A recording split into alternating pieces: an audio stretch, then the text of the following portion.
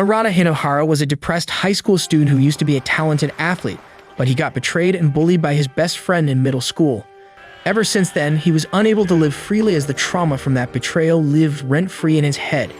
Everything changes when one day he switches places with another person from a parallel world, and is immediately pushed into a battle where only the winner can survive. This forces him to face his fears, and he turns into one of the strongest heroes in the world. Much before that, he was a coward because the constant bullying from his middle school best friend Masato had broken him completely. He was getting a little more cheerful thanks to the new friend he made in high school, but when he heard his new best friend talking to some bullies about how he was never friends with Arata, his heart shattered into 1,000 pieces. Arata lost all faith in others and thought that he would never trust anyone now. He just wanted to disappear from this world. In another world, another boy with the same name as Arata is running away from his home. His grandma tells him to give up on running and accept his fate, and Arata too refuses to pretend to be a woman because cross-dressing is not for him. Enraged because he is talking back, his grandma blasts him with a magic attack, and he falls into the sea. He is rescued later, and then his grandma tells him that he has no choice but to live as a woman from now on and become the next ruling princess of the kingdom. It turns out that their kingdom is always ruled by a princess with magic powers, and the princess is always chosen from the Arata 2's clan. The current princess is old now, but the clan has not had a girl in many decades to replace her. That is why Arata 2's grandma declared that he was a girl when he was born, and now he must become the next ruling princess. He tells her that it is impossible because only women can use magic in this world, and that is one of the most important criteria to become the ruling princess. However, Granny tells him that if he doesn't go as the next princess, their entire clan will be purged out for failing to do their duty. She tells Arata 2 to swallow his pride and become a woman so that he can protect their clan and their divine weapon. Arata 2 just lifts the rusty sword and begins playing with it, saying that it is just a piece of junk, not a divine weapon. Granny shouts at him but suddenly suffers from a stroke, and seeing her like this, Arata 2 has no choice but to act as a woman for the sake of his clan. The next day, Arata 2 gets in a carriage with his personal servant Catoya, who explains that the princess subdues the gods of this world who reside in the swords. The current princess has already ruled for 2 tenures totaling 60 years, and she is too old now. This lecture doesn't help Arata 2 feel better after he is dressed like a girl, and he wishes to vanish into another world. To help him feel better, Catoya gives him a good luck charm that she got from Princess Kiku when she served her in the past. Her gesture cheers up Arata 2, and he says that he will try his best to fool Kiku and her guards. The next day, he goes to the capital and enters the gigantic tower, which is the residence of the ruling princess. Arata 2 goes to the top of the tower and finds himself surrounded by the shrines of the 12 guardians, the strongest warriors in the kingdom and the loyal guards of the princess. Suddenly, Princess Kiku comes to greet him and start the ceremony, and Arata 2 is astonished to see that she is not an old hag like he imagined, but a lowly instead. Arata 2 finds that Kiku is a very kind and nice person, and he doesn't want to betray her trust. But then suddenly, one of her 12 guards leaps to the altar and slashes her. She is devastated at the betrayal of the man named Kanaji and attacks him with a magic blast, but is too weak to do any damage. The princess falls to the ground and uses the last bit of her energy to preserve her body, and as Arata 2 lets his real voice slip out, Kana learns that he is a man. He planned to kill the next princess anyway, so he doesn't care about the gender in this matter. Arata 2 freaks out and asks the 12 guardians to do something because the princess they're supposed to guard just died, but it turns out that every single one of them is a traitor. Kana suddenly attacks Arata 2, who somehow dodges the attack and then jumps into the pool below. As the green flames on top of the tower go out, the public panics and Kana tells everyone that the princess has been killed by a guy named Arata, who pretended to be a woman in order to get close to her without raising suspicions. Kana mobilizes the entire army to find Arata 2, who runs through the town shirtless to get to a safe spot.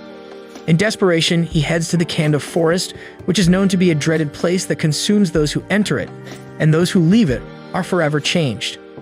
Arata 2 can only think about the 12 guardians betraying the princess when suddenly, the forest starts echoing with strange noises. Arata 2 wonders what is going on, and at the same time, Arata also hears someone calling his name. For a brief moment, they see each other floating in the sky, and then they are switched with each other. Arata finds himself in the forest, unable to understand what just happened or where he is. Just as he gets out of the forest and watches the tower, a swift arrow almost hits him. Kana and some soldiers are there to capture him because to them, he appears just like Arata 2. Arata takes shelter inside the trees to avoid their arrows, and suddenly, he is teleported away somewhere. Catoya leaps at him out of nowhere because she also believes that he is Arata too. She says that she is really glad that he is fine, but Arata asks her who she is. She replies that it is not time for games and grabs his hand as she leads him safely to their village. Once they reach the village, Catoya tells Granny that Kikyu is dead and everyone thinks Arata 2 killed her. Granny is shocked, and then Catoya says that Arata 2 has lost his memories as well after entering the Kanda forest. Granny is freaked out and takes Arata to the secret basement, where he reveals that he is from another world. She believes him because the legend of Kanda forests says that those who return from the forest are completely changed, and it might be because all of them are switched with another person from a different world. Arata is shocked to hear this and asks if he can go back, but she refuses, saying that he must live as Arata 2 now. Arata refuses to live as a wanted criminal, but Granny is firm that her grandson would never commit a crime like this. Arata is going mad thinking about his life, which is full of constant suffering, when suddenly Granny hears Catoya's screams. She goes outside to find that Kana has taken her hostage, and he demands the old woman to hand Arata 2 over to him if she wants the girl to live. Granny claims that she doesn't know anything about it, so Kana tortures Catoya, asking if she wants to die protecting a criminal. She yells that she believes that Arata 2 did not kill the princess, and those words shake Arata to his core. He cannot let someone else's faith be betrayed, so he gets out to save Catoya. Kana tosses Catoya aside as he commands a soldier to kill him. Arata stumbled back and noticed the rusty sword fall to the ground. He grabs it to defend himself and pushes the soldier back. Suddenly, the power sleeping within the rusted sword awakens. Arata and Granny notice it, but Kana doesn't. He thinks that a divine weapon is useless in the hands of a normal person, so he decides to kill Arata by using the fire ability of his sword. Arata panics, but as Granny tells him to tell the god inside the sword to appear, he does the same. Suddenly, a golden barrier appears around him, and the fire from Kana's attack starts getting absorbed into it. No one can believe what is happening, with Arata being the most shocked by this sudden discovery. Since Kana's fire attack is getting continuously absorbed, he decides to subdue his weapon's power. He claims that it is unbelievable that Arata is also a chosen one, and then suddenly the damaged roof crumbles down. As the soldiers search through the ruins of the house, they don't find Arata and others. Kana is sitting by himself when another one of the 12 guardians named Akka comes there and informs him that they have a change in plan. They want to capture Arata alive now so that they can put him through a trial and then punish him in front of everyone to succeed in their rebellion. Back in the modern world, Arata's mom and sister are looking for him, but they can't reach out to his number. Just then, they see a bunch of people gathered around someone, talking about a handsome, shirtless man on the streets. Arata's mom is a bit of a pervert, so she forgets about her son and goes to see the handsome guy, only to find that it is Arata 2, who looks exactly like her son to her. On the other hand, Arata and others are in a cave, where Granny tells Arata that the gods of this world reside in divine weapons. The chosen ones can wield those divine weapons and command the power of gods, and now Arata is one of them. After that, Catoya gives him Arata 2's favorite food, hoping that his memories will return if he eats it. Arata feels bad for the girl who wants Arata 2 back so desperately that she can't accept that he is a different person. He goes outside to get some fresh air, but Catoya follows him there too. She tells Arata that his memory will return surely, and when he tries to explain that he is a different person from another world, she nods her head as if she believes everything he says. She then suddenly hugs him from behind, saying that she believes that her master will return. Arata is already flustered, and then Catoya opens his shirt to find the lucky charm that she gave him missing. She asks if he lost it, and even though she is upset, she gives him the second one, the set. Arata starts opening up to her when suddenly Kana arrives there and he has already taken Granny hostage.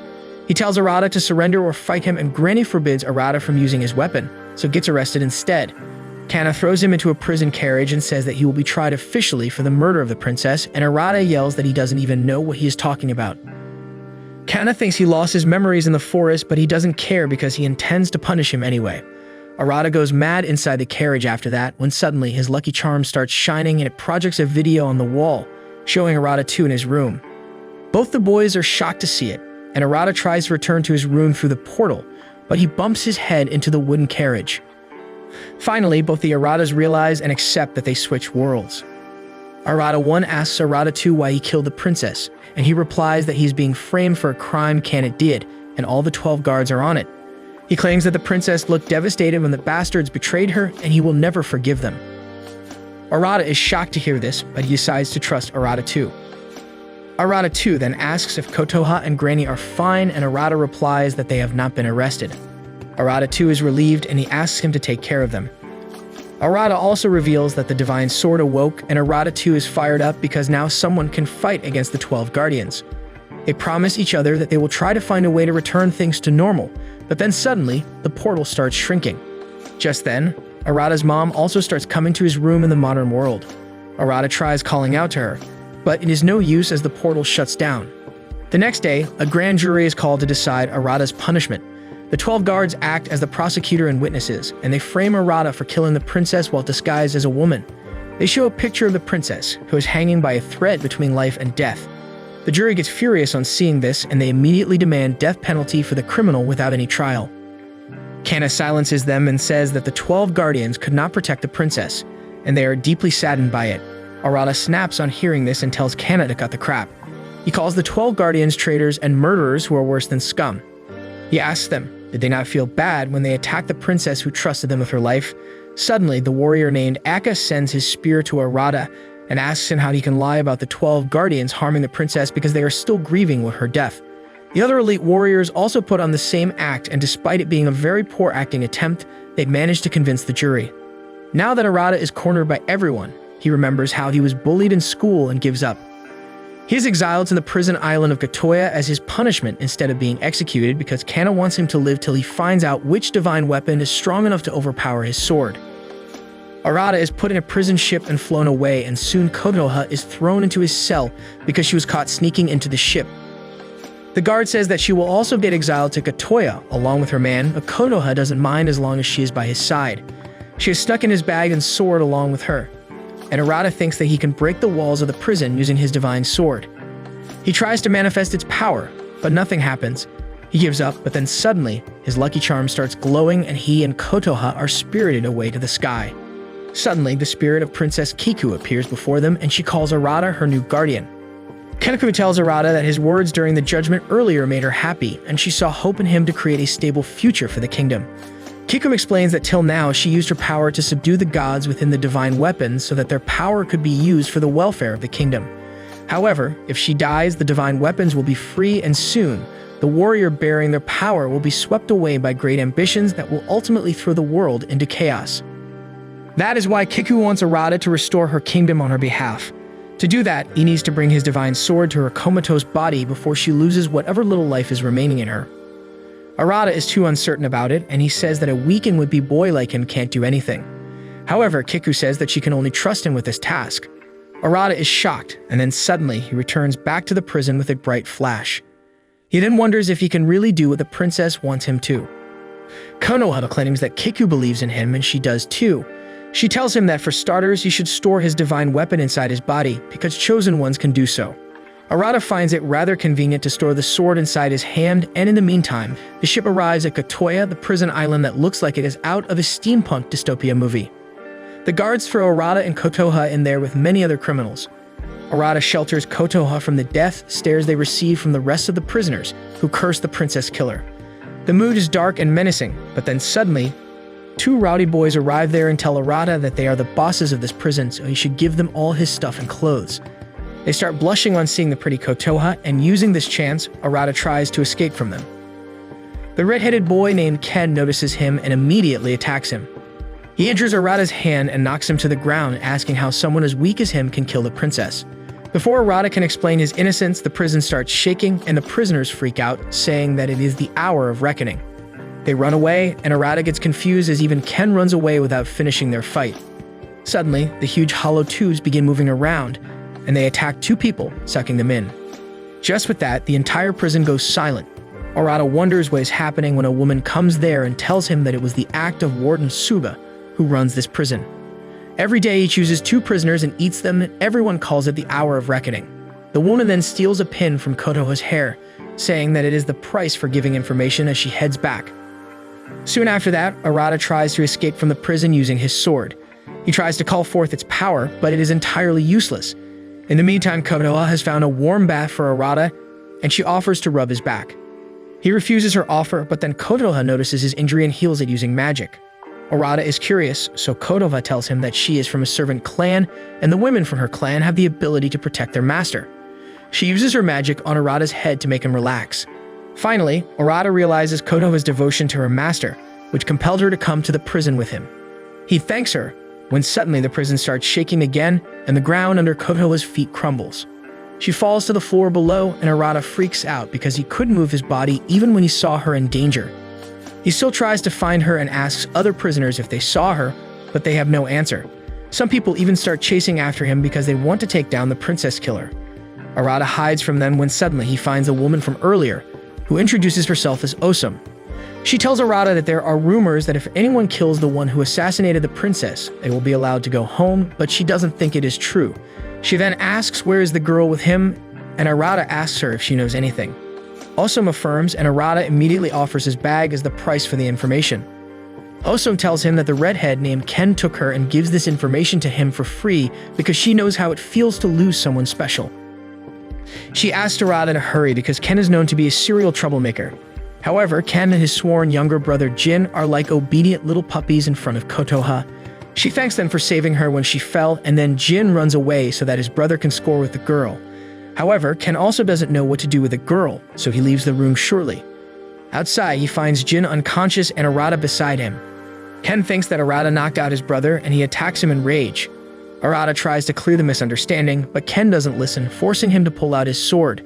Just then, Jin wakes up and tells his brother that Arata is not the enemy. Suddenly, a criminal rushes to attack Ken, but Arata knocks him out with a kick. Ken recognizes the man as his rival gang's member, and then Jin tells him that the gang attacked him and took away his ring, but then Arata saved him. Ken asks Arata to look after Jin as he rushes to get revenge and retrieve his brother's ring.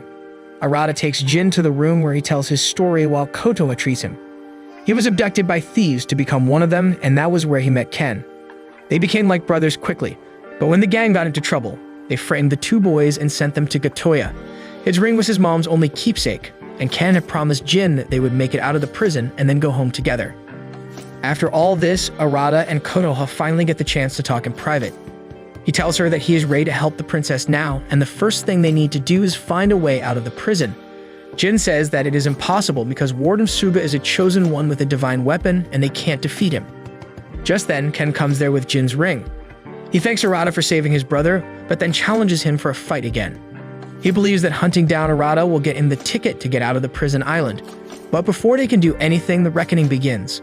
A hollow pipe comes down and abducts Ken, while the second one targets Arata. Arata is frozen with fear, but Jin pushes him away so that he can go with his brother. Arata is rattled because of his failure as he could not move in time to save others once again. However, seeing Jin's actions gives him courage, and he decides to save the brothers. He takes the large pipes that head upwards because they might find the warden there. He knows that it will be dangerous, so he promises to protect Catoya from everything. On the other hand, Ken and Jin are on the top floor, tied by the strong iron pipes. They struggle to become free, but the pipes tighten even more on them. Shuka declares that he will judge them for their sins and gives them a chance to fight each other to death, promising to let the survivor go. Ken refuses to fight his brother, but Suba tells him that if they don't fight, both of them will die.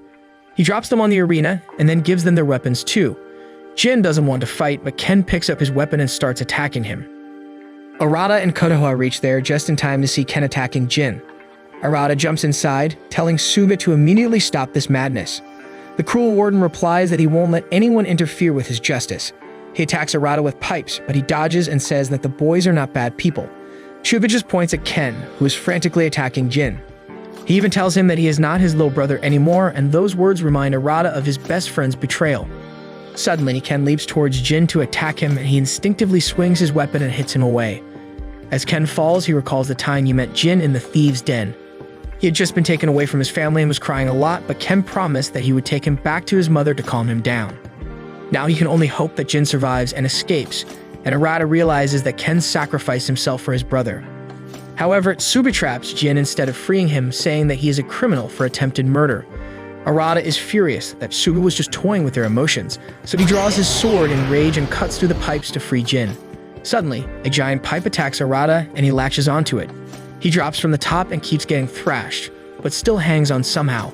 Everyone else also witnesses the fight, and then Suba asks Arata how he can face him and doesn't even know how to use his weapon.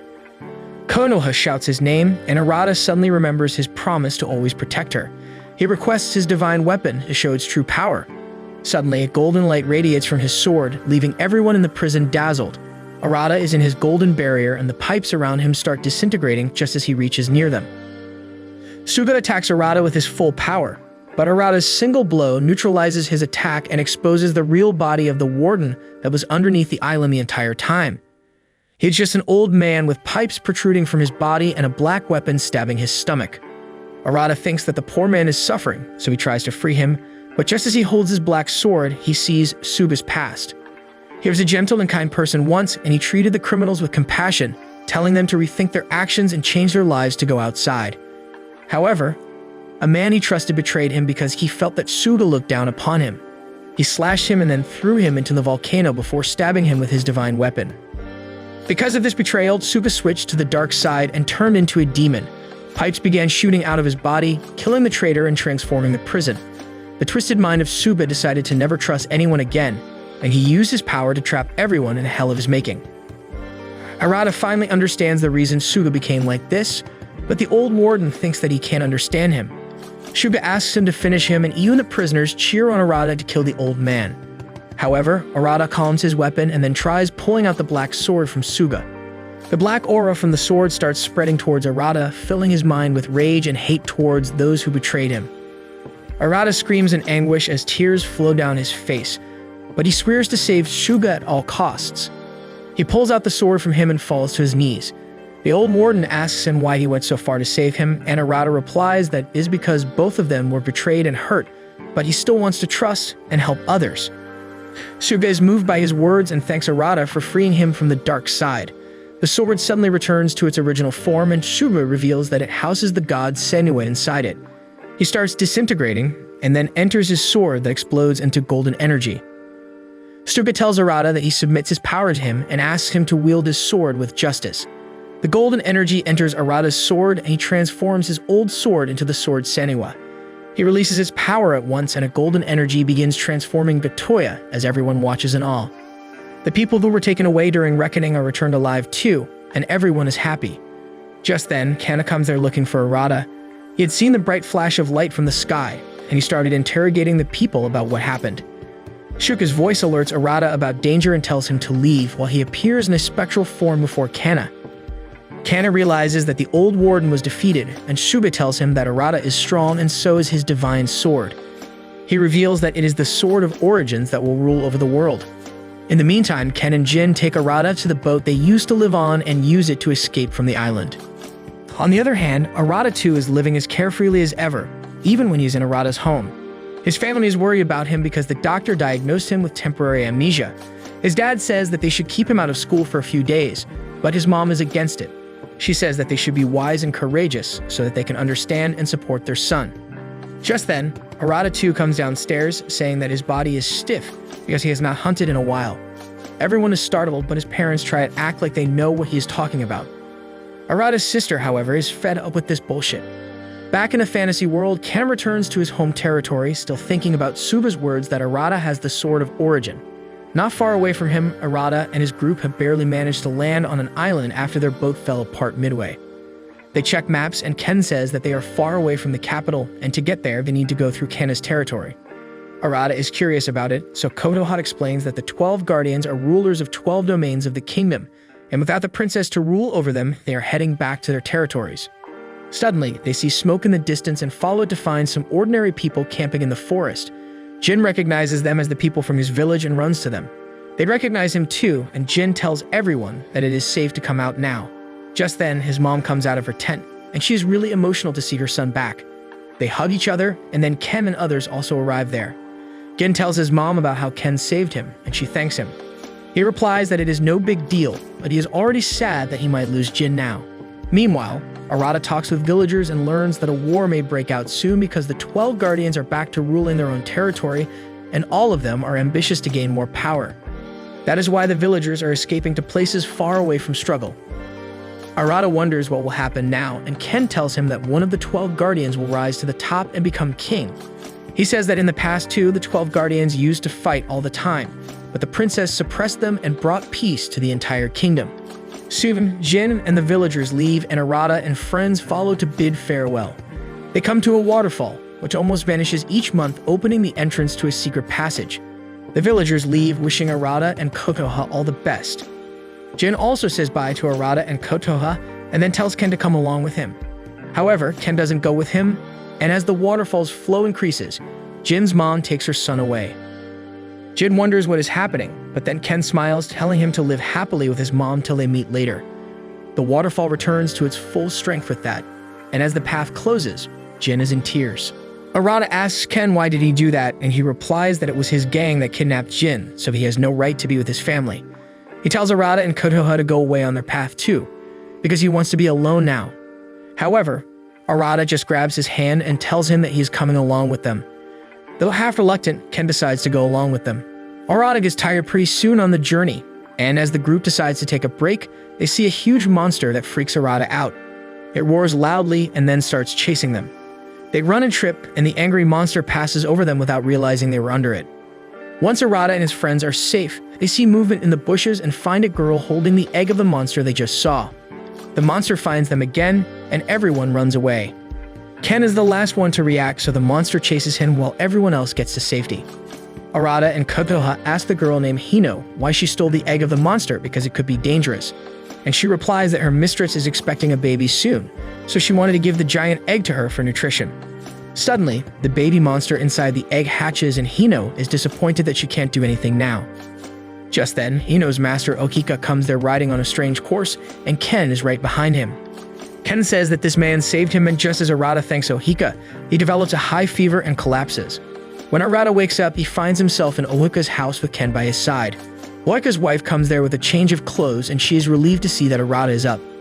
After that, Arata checks out his belongings and finds his smartphone among them. He immediately checks it out while trying to hide the phone from Ken, like he is an annoying little cousin who wants to know if he has any games. Arata switches on the phone, and luckily it is still working. The last message on it is from Suguru, his new friend who betrayed him in the end. Arata was a bit gloomy for a moment, but then Ken remembered something important. He tells Arata that the person named Ohika is actually Kana's servant. If he finds out their true identity, they could be in trouble, and Arata freaks out at hearing that. Just then, Ohika enters the room with a divine sword in his hand. He uses his power to repair Ken's battered spear, and seeing Arata shocked, he tells him that not all divine weapons are used for destruction. He then says that he doesn't like war either, and thanks to Kana being a kind ruler, his region is quite prosperous. At the same time, Kana is back at home, and he is visiting the grave of a person very dear to him. He promises her that he will become the king and take the throne for her. Just then, one soldier comes running to him with news that one of his closest servants has been attacked. Kana goes there in a hurry to find everyone in the household massacred, and he learns from his servant that Eka attacked them. Kana is shaken to his very core on hearing this news because Eka was one of his closest friends. He comes to know that other servants are also under attack, so he decides to reach them quickly, but everyone has been killed except Ohika. Kana decides to hurry to Ohika's village so that he can at least save him. Back in the village, everything is peaceful. Ohika has heard of the war drawing close, but he is not going to participate in it because he doesn't like bloodshed. Arata remarks that it is stupid to kill each other to rise up the ranks, but Ohika tells him that it is not necessary to kill another to become the king. He explains that if one can make other chosen warriors submit to him, he can unite all divine weapons and become king without shedding any blood. Arata realizes that was what Suba did, and coincidentally, Ohika has heard about that too. Arata is on his edge now, fearing that his secret has been discovered. Ohika says that the person who assassinated the princess was also a chosen one who escaped from the prison. He claims that if the news about him getting Suba to surrender is true, the man was framed. He explains that Suba's divine weapon, Samiwa, can see anyone's true nature, so it won't submit to a criminal. Ohika then turns around, hinting that he knows that Arata is the person in question, but before anything can happen, the servant tells Ohika that there is a guest waiting for him. Later, the servant girl Hino arranges for Arata and the group to leave immediately because the guest in their house right now is Eka. Regardless of the danger, Arata and others sneak to the meeting room, where they hear Eka tell Ohika that Kana was the one who killed the princess. He puts the entire blame on Kana, saying that he was the mastermind behind the assassination and is using Arata just to distract everyone. He then finally comes to the point and tells Ohika to become his servant instead of a murderer's. Ohika replies that he doesn't believe in what Eka says, and even if he told the truth, he is loyal to Kana and will follow him regardless of his sins. In response, Eka draws out his divine spear and stabs the ground with it, creating earth spikes. The spikes don't hurt Ohika, but take his pregnant wife hostage. Ohika asks Eka why he is doing this, because he doesn't need his help to become the king. Eka replies that he is doing this because he wants all the divine weapons, and he has taken the weapons of the other 6 servants of Kana. Aka then asks Ohika if he will let his wife die or surrender peacefully. Arata is horrified on hearing how low Aka can go to achieve his goal. He's about to draw his weapon, but Ohika senses that and declares that he will surrender. However, he wants Aka to promise that he won't harm his wife or guests. He promises that, and then Ohika draws his weapon and submits to Aka and his superior divine weapon. His body turns into energy and enters the sword, and then it goes to Aka's divine weapon. Ohika's wife cries on realizing that she lost her husband, and everyone else is shocked too. Just then, two servants come running after hearing the loud noises, and Aka kills them without batting an eye. Ohika's wife begs him to at least spare her, but he kills her mercilessly too. Arata is furious, and he compares Aka to a demon. Suddenly, the curtain is cut open as Aka has sensed everyone behind it. He's about to attack Arata as well when suddenly Kana comes there. He is devastated to see the scene of carnage and asks Aka how he could do such a thing. Aka replies that the war to become king has started and he won't stop at anything to achieve the throne. The enraged Kana uses his fire attack on Aka, who blocks it with his stone wall. In the next moment, Kana jumps at him from top and attacks again, but Aka succeeds in blocking that too. He then sends rock spikes towards Kana, who can only dodge them. One spike barely misses him but manages to damage his ship. Aka attacks him with more spikes and Kana is completely surrounded. Aka attacks him with a rain of rock bullets, and as Kana tries to defend against it with a fire wall, Aka attacks him from behind. They fall to the ground below, and the clash of their weapons releases a powerful shockwave that rattles the entire place. Arata and his friends are tossed away, but he activates his barrier ability in time to make them land safely. On the other side, Kana is consumed by his rage and covered in fire as he demands to know why Aka did this. Aka reminds him of their friend Imi, who loved Kana, but she died because of him. Kana is left aghast by his words, and he immediately loses his weapon that goes towards Aka. Aka stabs the ground and creates stone replicas of Kana's servant's divine weapon. He declares that he took them all, and now he's going to take away Kana's sword too. A sword sinks into the ground, so Kana retorts the throwing hands at Aka, who has been his friend since childhood. They used to train together, but Aka was always the stronger one, and he manages to stop Kana's attack easily as always. He pulls him closer and accuses him of betraying everyone else first. He pushes him away and then starts hitting him with earth whips, saying that he will not kill him so that he can live in the shame and pain of his failure. Despite all the evil acts Kana did, Arata feels pity for him on seeing him like this. He steps out and tells Aka to stop because it is shameful for a warrior to beat an unarmed man. Aka knows that Arata is a chosen one too, and he asks him if he also wants the throne. Arata replies that there is no meaning in becoming a king if he has to kill innocent people to reach the throne. Aka mocks him, saying that there is no place for such useless, lofty ideals in this world. He says that for every chosen one with a divine weapon, there are only two options. Either they can submit to a more powerful person, or they can become stronger and make others submit to them. With that, Aka tells Kana to suffer in his agony and leaves in a dust storm.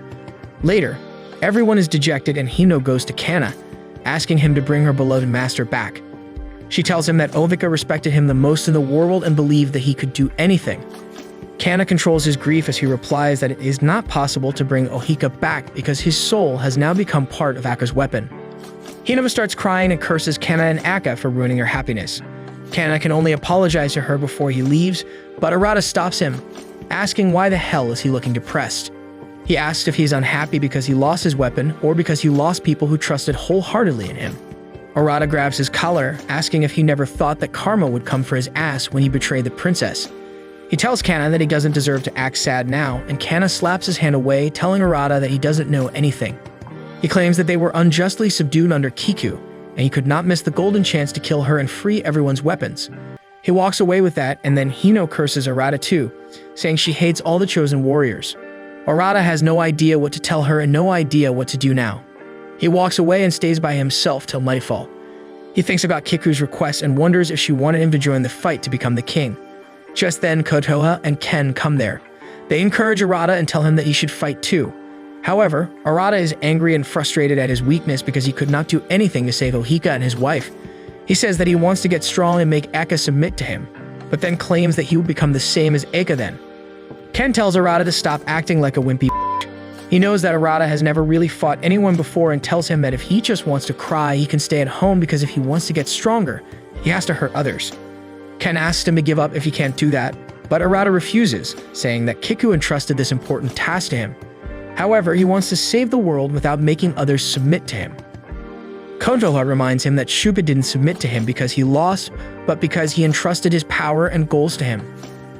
Arata suddenly gets the idea, but Catoya has more to say. She states that in the past, Granny used to tell her stories about a legendary divine weapon that possessed no attack abilities and only defensive skills. However, it was also the strongest of the divine swords. It was called Tsukuyo, the divine sword of origins, and Catoya believes that it is the same one Arata has. She believes that using the sword of origins, he can reign over the world without fighting. As Arata calls the name of Tsukuyo, a blinding golden light is released from the sword, illuminating the entire area. On the other hand, Arata too is looking at Arata's pictures with his traitorous friend Masato. Outside the house, his recent friend Subaru is nervously wandering around. Arata too notices him and decides to meet him. After giving him a jump scare, Arata too asks Subaru who he is, and the nerd gets sad thinking that Arata is angry because he heard him talk with the bullies about how they were never friends. He just returns the game Arata had lent him and runs away. The next day, Arata too goes to school after a long break, and the first thing he does is greet Masato. Masato is shocked to see him like this, and Arata too asks him to tell him more about Arata because they must be friends since they have a lot of photos together. Masato is confused, but then suddenly, Arata's mom drags him away to meet the principal. However, the Dutcherbag Masato is angry now because he thinks Arata is screwing with him. Later, two bullies call Arata too to the roof where Masato is waiting for him. He asks Arata too if he is faking amnesia now, but he ignores him and rushes to see the view from the roof. Masato is pissed now and asks him who he thinks he is. Arata too throws the same question back at him, asking why he is acting like a hotshot. Masato is frustrated, and as other bullies try to corner Arata too, he decides to leave, saying that he is not interested in wimps who need to be in a gang to be intimidating. Enraged, Masato attacks him, but Arata too grabs his hand and then knocks him out with a single kick.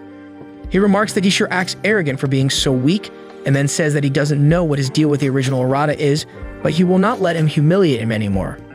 In the fantasy world, Arata and others are crossing a river when Catoya sprains her ankle. Ken offers to carry her on his back, but she refuses and tries walking by taking Arata's support. They take a rest in an abandoned hut, and Ken heads out to look for medicinal herbs. When Arata and Catoya are alone, she clings to him, saying that she's a normal girl who needs to let her feelings show sometimes. Arata is flustered, but he realizes that Catoya's feelings are not for him but for Arata too, so there is no point in getting close to her. He walks out and then uses his lucky charm to communicate with Arata too. They brief each other about the situation on their end, and then Arata asks Arata too how he feels about Catoya. He replies that they grew up together, and he thinks of her as his little sister, whom he must protect at all costs. Arata thinks that Catoya will be heartbroken if she hears this, but he promises Arata too to protect her in his place. After that, Arata too tells him that he went to school today and made an annoying guy named Masato behave himself. Arata's brain is rattled on hearing Masato's name, and when Arata too asks him if anything is wrong, the portal shuts down. Arata is still lost in his thoughts when Kana sneaks behind him and strangles him. He tells Arata to hand over his divine sword of origins, but he refuses. Kana hits him and throws him to the ground, and then suddenly, fire erupts all around them. Arata is confused about how Kana can use fire without his sword, and he replies that the fire here is because of a natural phenomenon. But even without his weapon, he is a chosen one and he can easily manipulate it. Kana attacks Arata with the flames, and he summons his sword and activates its power to block the attack. The shield dissipates, and then Kana asks Arata to hand the sword over, and he will spare him. He walks towards Arata, who can't stop trembling, and Kana asks why the legendary sword of origins chose a pathetic coward like him. He takes the sword away and is about to attack Arata when Catoya comes running and asks him to stop. Suddenly, Catoya is engulfed in flames, and Kana sees horrible flashbacks of his past. Arata runs towards her, but Catoya asks him not to come close. She tells him to leave her because he has greater things to do, but Arata dives into the fire, saying that he swore to protect her. On seeing this, Kana's shoulder wound begins hurting, and he drops the sword as he rushes to save Arata and Catoya. He loses consciousness with that and sees his past. He was the son of the lord of the territory, and Aka and the girl named Ime were his servants. They grew up together, with Aka being Kana's training partner and Ime being the girl he had a crush on. Then one day the lord died, and the servants rebelled to kill Kana. He ran away with his two friends, but Aka stayed behind to stop the attackers. While he fought the attackers, Kana took Imai to a boat, and they drifted to a distant island, where they were found by a group of people, including the young Mohika. As Kana wakes up from the dream, he mistakes Catoya for Imai.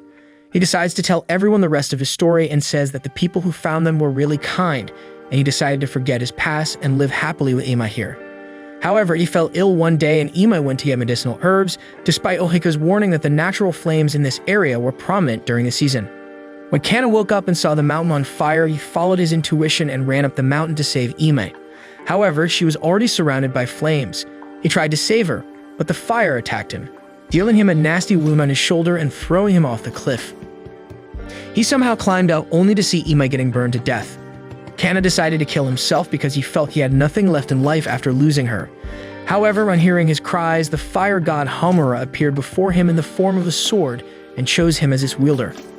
Kana tells Arata and others that for him, his sword is Imai and he wants her back at all costs. Thinking about his backstory and betrayal from his best friend, Arata pities Kana and he tells him to join his group. He promises that they will get back his sword and then they can change the kingdom together. Kana accepts his offer, and the news reaches other members of the 12 Guardians. They get ready to make their move soon because the 6 Guardians who always work together have also started taking action as the war to decide the fate of the kingdom grows more intense. The 6 Guardians are keeping watch over the body of Princess, who is still barely hanging on to life somehow. They are sure that she can't gather enough strength to come back to life, but they have heard about Arata obtaining Tsukuyo, the Sword of Origins. The 6 Guardians fear that if Kiku comes into contact with Tsukuyo, she will be revived, but one of them claims that he has taken precautions to ensure that it will not happen. They go to the Candle Forest where the 2 Aratas switch bodies. The 6 Guardians know that the Arata they are facing is from another world, so they send one of their own into the forest to awaken a power that will help them defeat him. Meanwhile, in the real world, Masato is throwing a tantrum after getting his ass whooped by Arata too. After that, he gets into a fight with his dad, who insults him for being half-assed at everything because he quit the athletic teams after losing. When Masato talks back and calls his dad a corrupt councilman and a cheater, his dad gives him a tight slap and says that his mom left because he was a failure. At the same time, Arata too also returns home and tells his mom that nothing special happened at school. He leaves to his room with that, but his sister stops him and tells him to talk more to their mom because she has been worried a lot about him. Arata too can't bring himself to do it because he never had a mother in his life. Later, as he is wondering what is the deal between Arata and Masato, he sees Arata's new friend Suguru circling the house. As soon as he realizes that he has been seen, Suguru runs away, but Arata too manages to intercept him. He asks Suguru if they are friends, and the nerd thinks that he heard him talking to the bullies that Arata is not his friend. He says that he had no choice but to say those things, otherwise he would be bullied too. He starts crying as he apologizes to Arata too, who says that it doesn't matter because he is still his friend. That reminds him of Masato, and he asks Suguru to take him to his place. They reach a metro station, where the already pissed Masato finds his friends making fun of him behind his back. When he approaches them, they ask him if he wants to fight, but before anything can happen, Arata too arrives there. He says that he will join Masato if a fight starts to make things even, and the boys immediately scatter. Arata too then asks Masato if he is fine, but that pisses him off because he didn't want his help. He accuses Arata of always looking down on others, like the time he deliberately lost to him in a race, but Arata too doesn't even know what he is talking about. He is about to reveal that he is not the real Arata when his mom comes there looking for him. She slaps Arata too for running away from home without informing them, and then breaks into tears because she was worried about him. Seeing this shakes Masato's heart as he recalls his mom leaving their family after she caught her husband cheating. He begins stumbling away, furious at everyone and everything. He blames Arata for everything because his downfall started when Arata deliberately slowed himself to let him win. He curses him and swears to kill him. At the same time, in the fantasy world, the tattooed guardian asks the forest to open the gate to the other world and lead him to the person who hates Arata the most. Suddenly, he and Masato find themselves floating in the air, and the guardian gives all the information he has about Arata to Masato through magic. With that, they switch places, and as Masato comes out of the forest, he realizes that the Arata he was dealing with was a fake one. He asks the remaining 5 masked guardians about the location of Arata so that he can kill him. Arata and his ground are passing through a forest when it suddenly starts raining, and Kana, who is traveling with them now, says that they are in Yoru's territory. He explains that Yoru is one of the 12 guardians with the power to control water and cause rains. As they try to find shelter, Arata asks Kana about the powers and personalities of the remaining guardians. Kana refuses to tell him anything because at the end of the day, they are still enemies. However, he reveals that the 12 guardians barely work together. The 6 masked guardians were even stranger than the rest because no one had seen their faces or their powers. At the same time, the five guardians take Masato to their headquarters and tell him how Arata has become a chosen warrior, and now he is aiming to become the king of this country. They tell them that only he can stop Arata because of the hatred in his heart, and for that, he must become a chosen warrior as well. Masato doesn't understand everything, but he is ready to do anything it takes to defeat Arata. The five guardians lead him down to the depths of their basement, where they open the gate to a room containing the only weapon that can defeat Arata and his sword, Tsukuyo. They tell them that the forbidden holy weapon named Orochi, that is surrounded by the mummified remains of those who tried to obtain it, has been asleep forever, but if someone hates the wielder of Tsukuyo enough, it shall awaken and choose him. As Masato holds the sword named Orochi, it awakens and all the chosen warriors feel a strange sensation, with Arata feeling his holy sword burning his hand. The dark energy from Orochi surrounds Masato's body and he struggles to get it under his control. Suddenly, he finds himself within the domain of the terrifying god sealed in the sword, who asks him to show him his hatred. Masato tells Orochi to give him power so that he can destroy Arata, and the evil god agrees. It grants Masato its powers and chooses him as the warrior who will spread hatred and violence in the world. The next day, Masato walks towards Arata, who feels a sharp pain for his sword.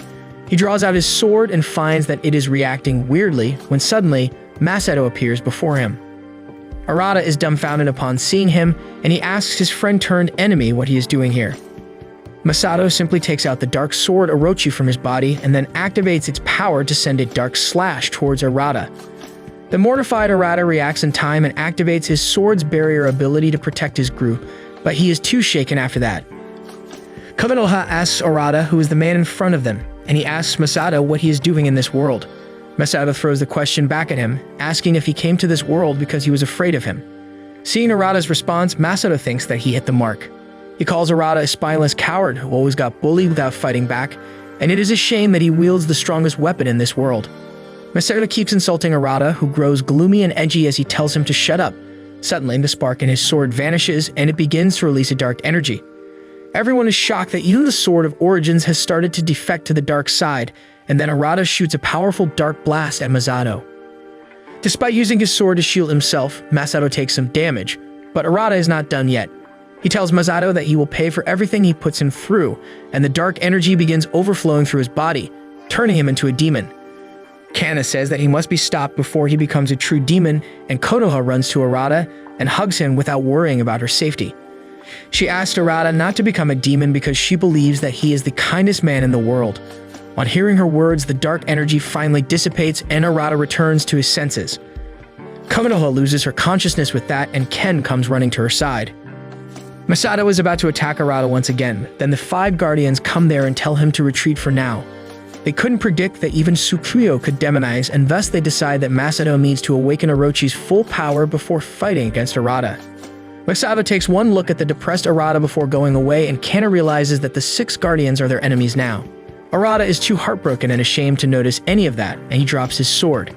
Kana seizes this chance and grabs the sword immediately. He runs away with it, and Ken chases after him to get the sword back. Only after that does Arata notice Kotoha lying unconscious on the ground. He frantically calls out to her, and she wakes up relieved that Arata is still normal. They take shelter in an abandoned hut where Arata is feeling guilty about hurting Kotoha.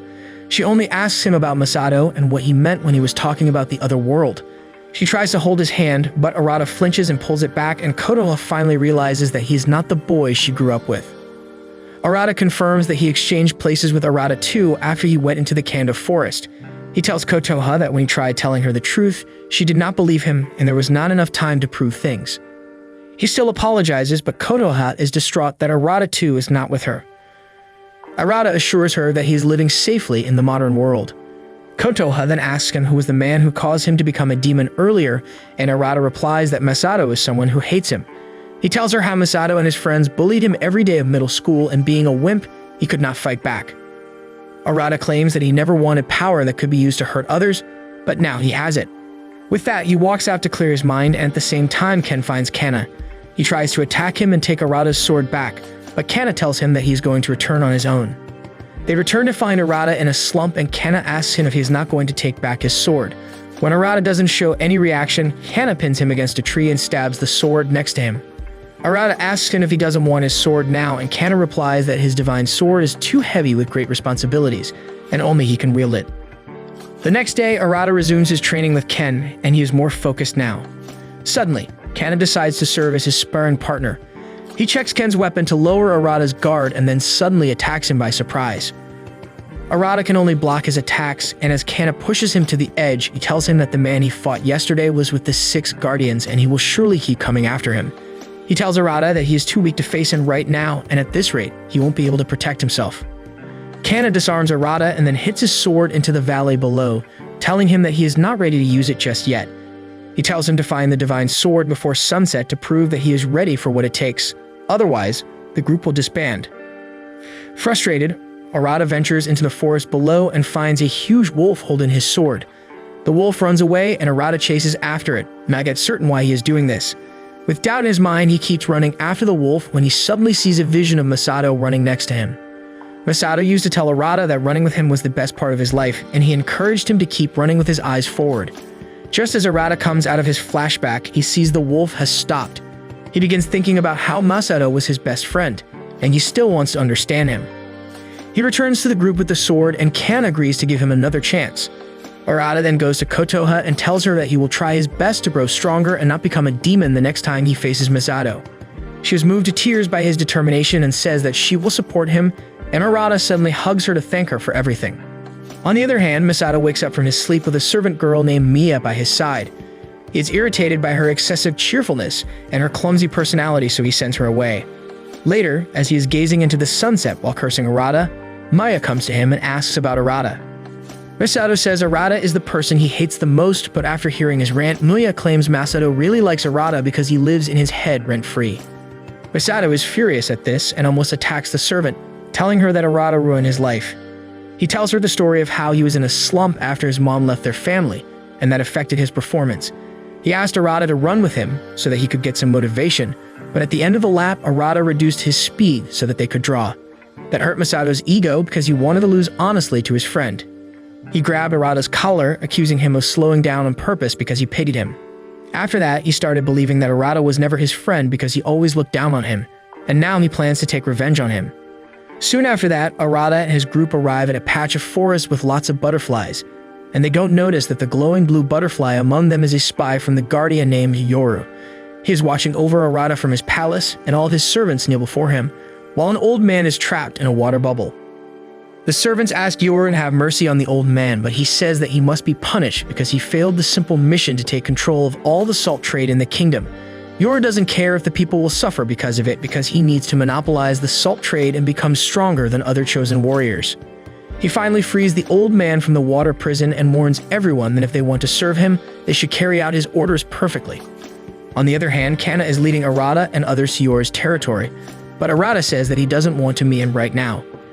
He claims to have no intention to fight Yoru before knowing what kind of person he is, and that is why he wants to meet his close servants first.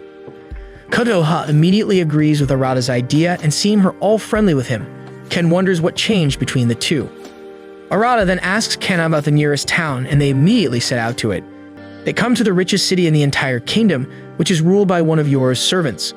They are stopped at gates because they don't have enough money to pay the entry tax, and as the gatekeeper begins looking for ways they can earn the money, a man named Su comes there and takes them inside. He gives everyone a tour of the city, and Catoya gets her eyes on some nice hairpins. However, they have no money, and Su tells them to work so that they can pay their entry tax and then shop with whatever is left. The men are sent to a mine to dig and carry stones, while Catoya goes to the laundry center. Seeing how Su is in charge of everything, Arata thinks that he may be the closest way to get to Yoru's servant. At night, he asks a shopkeeper about Yoru, but he has never even seen him in the town.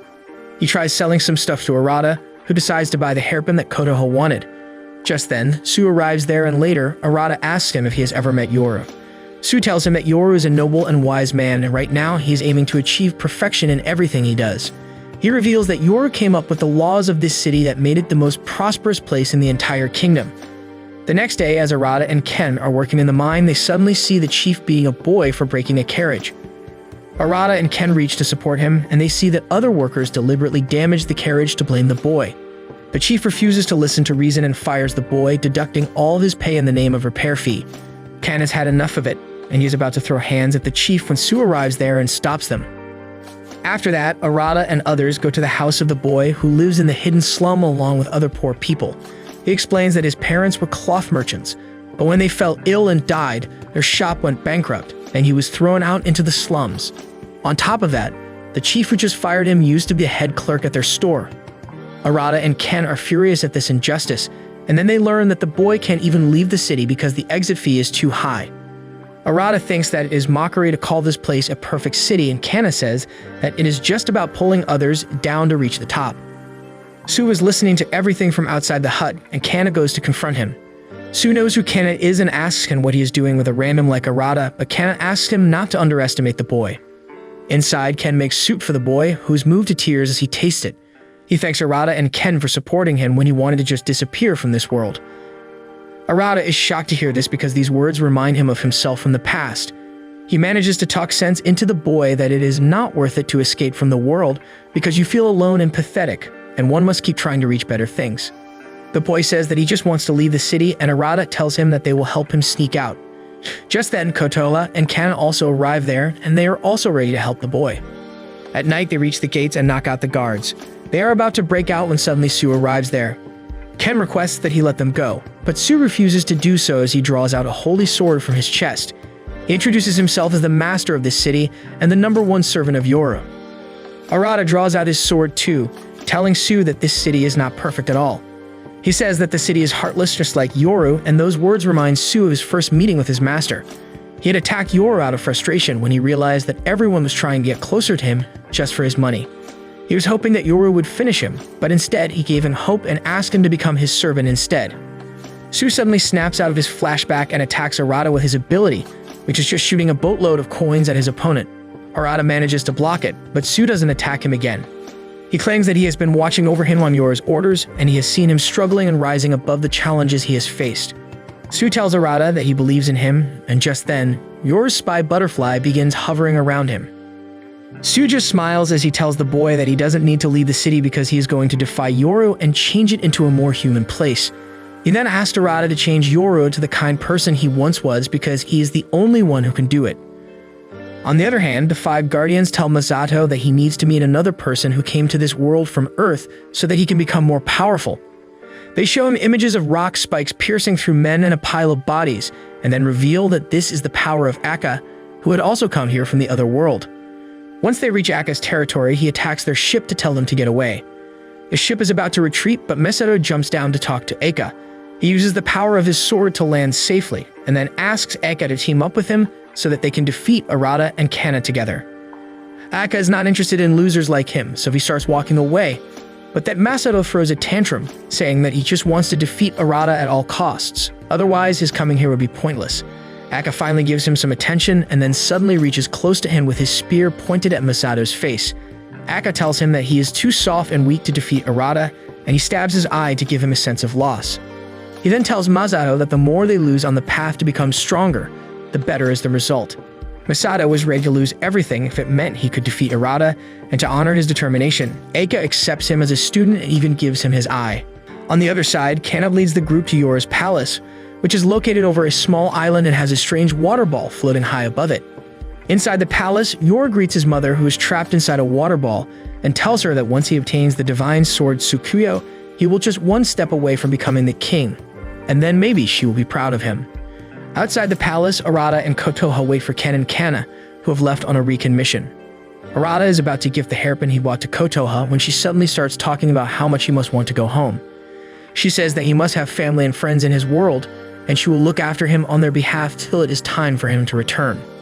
She runs away without hearing what Arata has to say, and he takes out the hairpin he could not give her. He finally realizes that he had stopped thinking about returning to his world ever since he promised the princess to save her. As he is lost in thoughts about his uncertain future, he suddenly hears Catoya screaming and runs towards her. He finds a water tentacle grabbing her leg, and by the time he draws out his divine sword, more tentacles attack Catoya and trap her in a water ball. She is dragged away into the sea, and Arata can only shout her name as Ken and Kana return.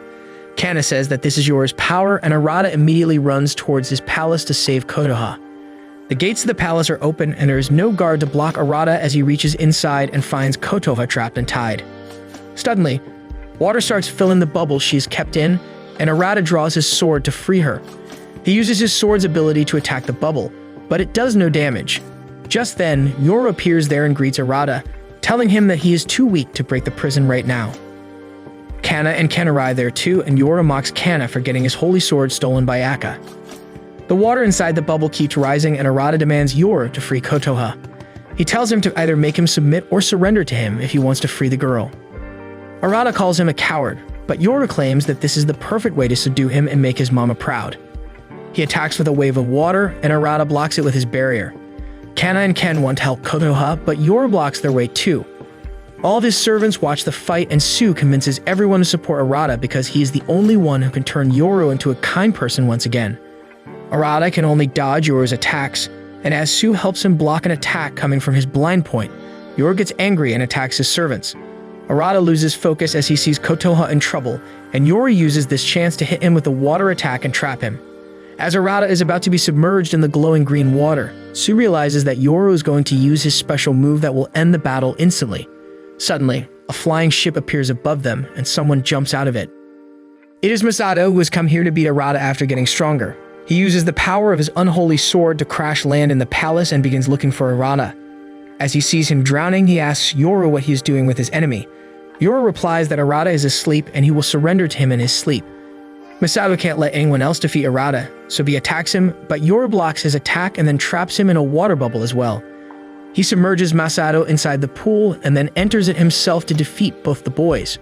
Inside the pool, Arata feels warm and safe, and then he suddenly opens his eyes to find himself in his home. His mom has made his favorite soup, but then she asks him about the oath of surrender. She tries to blackmail him into saying that he surrenders his power to Yoro, but Arata refuses.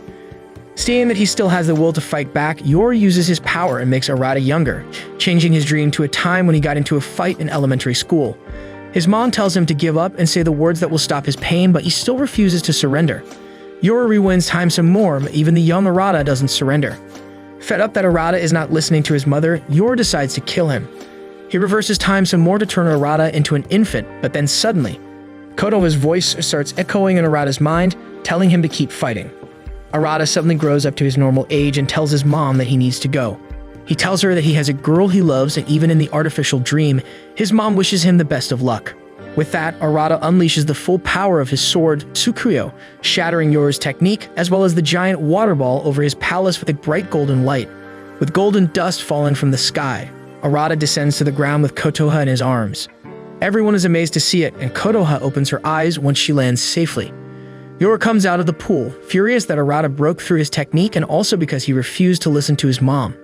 Arata replies that his mom would not tell him to give up even in dreams, and he is free to do whatever he wants. Yoro tries attacking him, but his power doesn't activate because his divine weapon has lost its will to fight. Suddenly, a terrible realization dawns on Yoro, and he runs to the room where his mother is kept. The water ball she was trapped in bursts, leaving only an empty set of clothes behind. Yoro has a meltdown as he loses his mother, but Sue tells everyone that his real mother has died long ago, and this one was just an illusion he created for himself. Yoro's mother never showed him any affection, and she kept scolding him to be perfect in everything. He worked hard, hoping that she would praise him one day, but even after he became one of the 12 guardians, she did not change. She passed away soon after, and Yoro thought that if he becomes the king, she will finally acknowledge him. But now he has failed terribly at everything. Kana suddenly walks ahead to a small box on a stand, and Yoro tells him not to touch it because it is the gift his mom gave him just before she died. Kana asks him what is inside it, and Yoro replies that he never dared to open it because he felt that he was not worthy of it.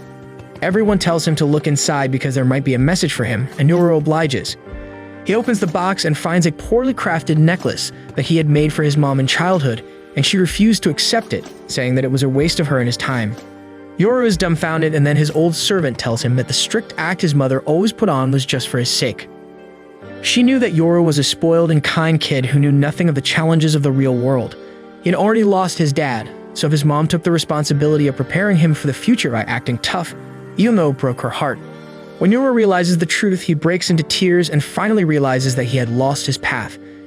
He apologizes to his servants for all the wrongs he has done, and then thanks Arata for making him realize that. He asks him what he thinks is the most important thing in this world, and Arata replies that it is the bonds they make with others. Yoro is pleased with the answer, but just then Masato arrives there, and he is not happy to hear about bonds from Arata's mouth. He tells him that he has no need for any human relations because he will crush him and kill him right here. He says that Arata is the same too because he hates him enough to turn into a demon to kill him. Arata shudders on hearing that, and Masato tells him to turn into a demon again so that they can fight it out.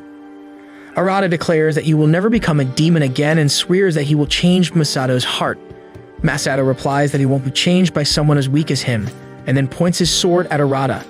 His sword, Orochi, suddenly evolves and grows stronger, and Arata has no choice but to draw out his weapon too. Masato charges at him, and the clash of their swords destroys the room they were in. Arata takes advantage of the smoke and runs away, but Masato gives chase. He attacks with the elongated blades of his sword, and Arata can only dodge. Catoya is worried about him as she recalls how Arata turned into a demon the last time he fought Masato.